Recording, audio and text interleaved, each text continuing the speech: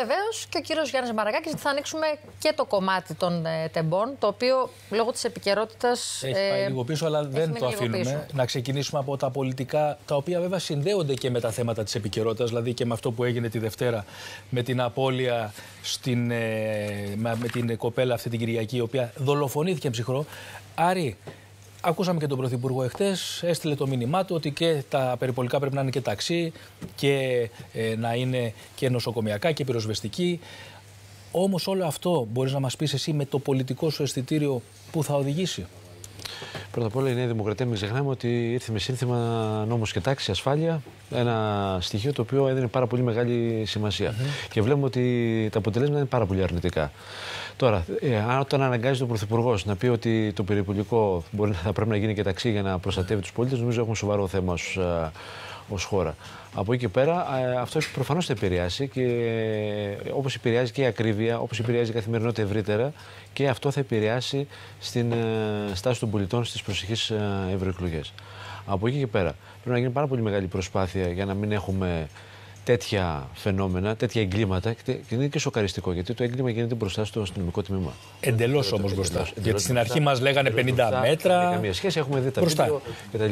Έχουμε και δικηγόρους στην παρέα, θα τα πούμε και στη συνέχεια, βάζουμε και τα υπόλοιπα όσον αφορά και το νομικό κομμάτι. Από εκεί και πέρα, χωρίς να θέλω και εγώ να πω στα χωράφια των δικηγόρων. Από εκεί και πέρα όμως, είναι ένα πολύ σοβαρό θέμα το οποίο είναι η ασφάλεια, όπως είπαμε, των πολιτών. Επειδή η κυβέρνηση ήρθε με το σύνθημα νόμος και τάξη, βλέπουμε ότι έχει πάρα πολύ σοβαρό πρόβλημα το τελευταίο χρονικό διάστημα, και εδώ τίθεται και ένα ευρύτερο θέμα, το πώς αντιμετωπίζεις ως πολιτή αλλά και ως κοινωνία τέτοια φαινόμενα. Δηλαδή διαπαιδαγώγηση από το σχολείο, καλύτερη εκπαίδευση των αστυνομικών, γιατί άκουσα και την επιχειρηματολογία της κυβέρνησης και από το Υπουργείο Προστασίας του Πολίτη. Και προσέξτε, το κάναμε το δημόσιας τάξης προστασίας του πολίτη. Και κάθε άλλο πολλές φορές έχουμε προστασία του πολίτη. Έχουμε εκατοντάδες περιστατικά. Έκανα μια έρευνα προημερών να δω πόσα περιστατικά έχουμε πανελλαδικά καταγγελιών για ενδοοικογενειακή βία. Είναι αμέτρητα. Είναι αμέτρητα σε όλες τις περιφερειακές αστυνομικές διευθύνσεις. 40 λέει την ημέρα κάπου. 40 την ημέρα. Ωραία. Το καταλαβαίνω πάρα πολύ καλά ότι δέχονται δεκάδες, εκατοντάδες ενδεχομένως κλήσεις την ημέρα οι αστυνομικοί στα αστυνομικά τμήματα για διάφορες υποθέσεις. Το θέμα είναι να μπορέσει να τις αξιολογήσεις, να μπορέσει να διαπαιδαγωγήσεις τους νεότερους για το πώς αντιμετωπίζουν τον σύντροφό τους, γιατί δεν είναι μόνο η ενδοοικογενειακή βία ή οι γενοκτονίες, όπως το λέμε τελευταία χρόνια, και υπάρχει μια πολύ μεγάλη συζήτηση για να βάλουμε και τον συγκεκριμένο όρο ακόμα και στο ποινικό κώδικα. Από εκεί και πέρα όμως είναι και το θέμα το ευρύτερο της βίας, το οποίο εκπομπή το έχει ακουμπήσει πάρα πολλές φορές. Και εδώ είναι το πώς αντιδράει η αστυνομία, το πώς εκπαιδευμένη είναι, και για να μην γίνονται τέτοια άλλα τραγικά λάθη και να κοστίζουν την ζωή σε ανθρώπους οι οποίοι είναι και στο άνθος της ηλικίας του. Είναι ντροπή δηλαδή. Είναι ντροπή ως κράτος. Ανυποψίαστο το κορίτσι αυτό έξω από το αστυνομικό τμήμα. Πού να φανταστεί. Και φτάνουμε σε ένα σημείο να έχουμε και πολιτική αντιπαράθεση για αυτό το γεγονός. Σε ποια χώρα σοβαρή της Δύσης. Να μείνουμε λίγο, Άρη, σε αυτό. Παρακαλώ. Έτσι θέλω να πάμε και στο Σωτήρη τον Ξενάκη. Εγώ τις τελευταίες ημέρες από την κυβέρνηση Σωτήρη ακούω πολλές διαπιστώσεις. Άκουγα τον κύριο Γιάννη Οικονόμου να μιλάει χθες στα παραπολιτικά, σαν να είναι, δεν ξέρω κι εγώ τι, το λέω γιατί έχει θητεύσει στο συγκεκριμένο Υπουργείο, ότι κάτι δεν πάει καλά. Είναι σίγουρο, γιατί έχουμε δει τουλάχιστον 5 πρόσωπα όλα αυτά τα χρόνια να αλλάζουν σε αυτό το Υπουργείο. Αλήθεια είναι. Αυτό που δεν έχω ακούσει καθόλου είναι να μιλάει κανένας για ευθύνες ούτε στον αρχηγό της αστυνομίας. Μιλάμε προφανώς για τους ανθρώπους που μετατέθηκαν σε μια άλλη υπηρεσία, το οποίο είναι ένα άλλο κομμάτι αυτό. Αλλά κάποιος να πάρει την πολιτική ευθύνη, δεν έχω ακούσει κάτι μέχρι στιγμής. Αυτό που έχει συμβεί, όπως είπε και ο Άρης, είναι ένα χτύπημα στο μαλακό υπογάστριο της Νέας Δημοκρατίας και της κυβέρνησης, γιατί αφορά ένα κομμάτι της ασφάλειας, το οποίο είναι πυλώνας, υποτίθεται, και του κεντροδεξιού και του δεξιού χώρου γενικότερα. Λοιπόν, τώρα όμως αυτό είναι το κομμάτι το πολιτικό. Το ουσιαστικό κομμάτι είναι αυτό. Πέρα από τα μεμονωμένα τα οποία είδαμε και για τα οποία πραγματικά ακόμα και όσοι έχουμε πολλά χρόνια σε αυτή τη δουλειά είναι πρωτοφανή, ακόμα και η εικόνα που βλέπουμε είναι εικόνα από γειτονικό μαγαζί, δεν ξέρω τι άλλο. Μάθαμε ότι δεν υπήρχε εικόνα από την κάμερα στο αστυνομικό τμήμα, για παράδειγμα. Εικόνα ανοργανωσιάς απόλυτης. Μάθαμε, για μένα, το κορυφαίο, ότι ο φρουρός ο οποίος βρισκόταν εκεί είναι υπόδικος, και δεν είναι ο μόνος. Χθες το βράδυ, νομίζω, χθες το απόγευμα, μάθαμε ότι είναι άλλοι 75. Είναι συνολικά 75 αστυνομικοί, οι οποίοι είναι σε υπηρεσία. Ίσως δεν είναι σε φρουροί, σε τμήματα. Δεν έχει σημασία. Να βάζουν σφραγίδες ή να κάνουν κάτι άλλο. Πάντως είναι σε υπηρεσία, με όπλο σε υπηρεσία. Ενώ πρέπει να πηγαίνουν σε αστυνομικά τμήματα να παρουσιάζονται κάθε 15 μέρες γιατί είναι ύποπτοι να φύγουν από τη χώρα. Όλα αυτά είναι πραγματικά ένα μεγάλο χτύπημα και είναι και γενικά μεγάλο διαχρονικά, διότι έχουμε περιστατικά το ένα πάνω στο άλλο. Δεν ξέρω πώς θα το αντιμετωπίσει τώρα. Δεν μπορεί να αλλάξει πάλι υπουργό. Υπάρχει όμως θέμα και φυσικής ηγεσίας. Και εντός του αστυνομικού τμήματος στην περίπτωση της. Γιατί μάθαμε. Τι να πρωτοπείς εσύ. Μισό λεπτό. Μάθαμε και θα μας το επιβεβαιώσει και ο Γιάννης ο Μαρακάκης ότι αυτό το έγκλημα είναι αυτεπάγγελτη διαδικασία. Δεν χρειαζόταν καν να κάνει μήνυση αυτή η κοπέλα. Ναι, αυτό δεν το ξέρω, εγώ δεν είμαι νομικός, αν μπορούσε να γίνει, αλλά ο αστυνομικός θα έπρεπε να το ξέρει. Και είναι και κρίμα να αμαυρώνεται η εικόνα ενός ολόκληρου σώματος από περιστατικά όπως αυτό που έχουν πραγματικά. Γιατί έχουν χάσει και η λέξη το νόημά τους. Η λέξη συγκλονίζομαι έχει χάσει στην ελληνική τηλεόραση το νόημά της. Αλλά εδώ είναι μια τέτοια υπόθεση. Πώς θα το κάνουμε δηλαδή. Γιατί ο καθένας μπαίνει στη θέση, μπορεί να μπει στη θέση του πατέρα του κοριτσιού αυτού πολύ περισσότερο που χάθηκε, βλέποντας από τον πρώτο μέχρι τον τελευταίο να κάνουν άλλα αντάλλων. Αυτό είναι το πιο ήπιο που μπορώ να πω. Πολιτικά δεν ξέρω τι μπορεί να κάνει. Προσπαθεί η κυβέρνηση να το διαχειριστεί, γιατί είναι και στη χειρότερη, νομίζω, θέση πολιτικά τα τελευταία 5 χρόνια με μια σειρά από θέματα που την έχουν περικυκλώσει. Δεν είναι μόνο αυτό. Να αλλάξει υπουργό πάλι. Είναι η πρώτη φορά που έχουμε τόσες πολλές αλλαγές από τη μεταπολίτευση του συγκεκριμένου Υπουργείου σε τόσο σύντομο χρονικό διάστημα. Να μας διαφωτίσετε λίγο για το κομμάτι αυτό που είπε πριν ο Ντίνος για τη μήνυση. Γιατί ακούγαμε έναν κύριο να ρωτάει το κορίτσι αυτό αν έχετε καταθέσει μήνυση. Έχει αξιολογηθεί λάθος. Η προσωπική μου άποψη είναι ότι έχει αξιολογηθεί λάθος από την αρχή.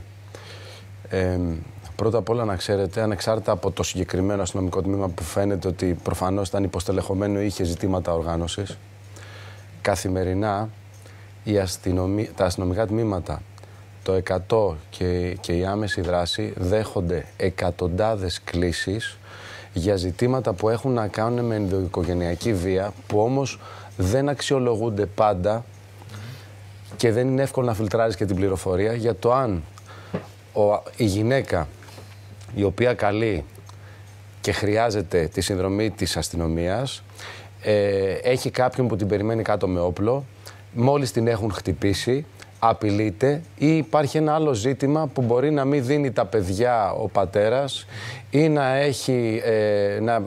έχουν γίνει εκατέρωθεν εγκλήσεις και να έχει προκύψει ένα περιστατικό στη μέση του δρόμου κάτω από το σπίτι. Απλώς πριν φτάσουμε στο τηλεφώνημα στο 100. Όχι, δεν πάω εκεί. Ήταν μέσα στο αστυνομικό. Δεν πάω στο τηλεφώνημα, είναι πολύ αργότερα αυτό. Όταν λοιπόν μεταβαίνει η κοπέλα, η οποία φαίνεται ότι είχε μια τρομερά ήρεμη κατάσταση και αυτοέλεγχο, και προέκυψε προφανώς ότι είχε και μια εσωστρέφεια, τα κράταγε όλα μέσα της αυτό το κορίτσι, και παρουσιάζει το περιστατικό στην αξιωματικό στο τμήμα, φαίνεται ότι αυτό δεν αξιολογείται σωστά. Εκτός το ότι δεν αξιολογείται σωστά από τη κοπέλα που δεν αξιολογήθηκε σωστά. Άφησε με να ολοκληρώσω. Όχι, ερωτήματα κάνω. Προφανώς και δεν φταίει η κοπέλα. Αλλά όλα γίνονται μέσα σε πολύ σύντομο χρονικό διάστημα. Πρώτα απ' όλα δεν αξιολογείται σωστά, διότι προφανώς παίρνει το λάθος μήνυμα η κοπέλα στο αστυνομικό τμήμα. Δεν έχει αυτή την ένταση που πιστεύει ότι μπορεί να συμβεί κάτι. Παίρνει το μήνυμα ότι με περιμένει ο πρώην μου κάτω από το σπίτι. Ναι, σε περιμένει με μαχαίρι. Έχει προηγηθεί κάτι. Έχει προηγηθεί κάποια έγκληση. Έχει ιστορικό αυτός ο άνθρωπος. Όλη αυτή η πληροφορία δεν αναπτύχθηκε προφανώς και δυστυχώς δεν έγινε και cross-check από την αξιωματικό, που όφιλε να το κάνει για να δει πού θα τοποθετήσει σε επίπεδο κατεπήγοντος, δηλαδή τη συγκεκριμένη περίπτωση. Γιατί υπήρχε προηγούμενο γι' αυτό. Εδώ λοιπόν το γεγονός ότι αυτό δεν έγινε και εξαιτίας πραγματικά της αξιοθαύμαστης ιδιοσυγκρασίας και του αυτοελέγχου αυτού του κοριτσιού, αυτά δεν δηλώθηκαν. Βέβαια, σας ρώτησα κάτι άλλο, κύριε Μαρακάκη. Παίρνω εγώ τηλέφωνο. Λέω, γεια σας, κινδυνεύω. Το αν αποτελεί προϋπόθεση έγκληση. Όχι, πρέπει να πάρω, ας πούμε, ουρλιάζοντας, φωνάζοντας για να το αξιολογήσω το περιστατικό. Σε δεύτερο follow-up όμως, όπου δυστυχέστατα δίνεται οδηγία από την αξιωματικό στο κορίτσι να βγει έξω και να πάρει τηλέφωνο την άμεσο δράση, το οποίο αυτό είναι αστείο. Εντάξει, είναι αστείο και για έναν επιπλέον λόγο, διότι υπήρχε περιπολικό έξω μπροστά από το φρουρό. Φαίνεται και στο βίντεο. Λοιπόν, το γεγονός λοιπόν ότι η κοπέλα παίρνει τηλέφωνο μετά στο 100, ο άνθρωπος που είναι στο 100 δεν είναι online με την αξιωματικό στο τμήμα για να ξέρει τι έχει προηγηθεί. Παίρνει λοιπόν πρωτογενώς ένα μήνυμα, μία καταγγελία και αρχίζει και την καταγράφει. Ναι. Πάντως να σας πω ότι ακόμα και είναι λογικό να ρωτήσει αν έχει γίνει έγκληση. Όταν παίρνουμε τηλέφωνο, μας ζητάνε να πούμε το όνομά μας. Ποιοι είμαστε. Το λέω αυτό γιατί δεν ζητήθηκε ούτε καν το όνομα. Ναι, τώρα ξέρετε κάτι.